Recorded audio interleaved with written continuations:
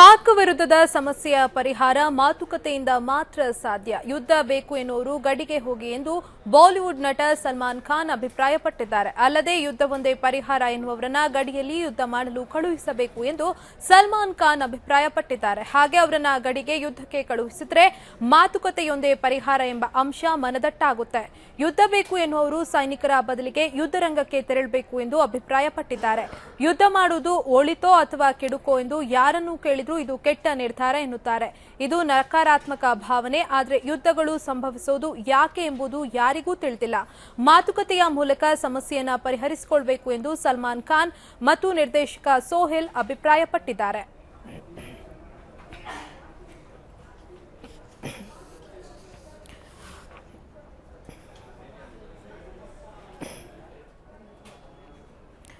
ಪಾಕಿಸ್ತಾನ ಮತ್ತು ಭಾರತದ ಸಂಬಂಧವನ್ನ ಕೇವಲ ಮಾತುಕತೆಯಿಂದ ಮಾತ್ರ ಪರಿಹರಿಸಿಕೊಳ್ಳಬೇಕು ಅಂತ ನಟ ಸಲ್ಮಾನ್ ಖಾನ್ ಅಭಿಪ್ರಾಯವನ್ನ ವ್ಯಕ್ತಪಡಿಸಿದ್ದಾರೆ. ಯುದ್ಧ ಮಾಡೋದು ಒಂದೇ ಪರಿಹಾರವಲ್ಲ, ಅದರ ಬದಲಿಗೆ ಮಾತುಕತೆ ನಡೆಸಿ ನಾವು ಒಂದು ಸಮಸ್ಯೆಗೆ ಪರಿಹಾರವನ್ನ ಕಂಡುಕೊಳ್ಬೇಕು. ಇನ್ನು ಯುದ್ಧ ಅಂತ ಹೇಳುವ ಜನರನ್ನ ಅವರನ್ನೇ ಗಡಿಗೆ ಕಳಿಸಿ ಯುದ್ಧ ಮಾಡೋದಕ್ಕೆ ಬಿಡಬೇಕು. ಆಗ ಅವರಿಗೆ ಯುದ್ಧ ಎಷ್ಟು ಮುಖ್ಯ ಅಲ್ಲ ಅನ್ನೋದು ಅವರಿಗೆ ಅರಿವಾಗತ್ತೆ ಅಂತ ಸಲ್ಮಾನ್ ಖಾನ್ ಅಭಿಪ್ರಾಯವನ್ನ ವ್ಯಕ್ತಪಡಿಸಿದ್ದಾರೆ.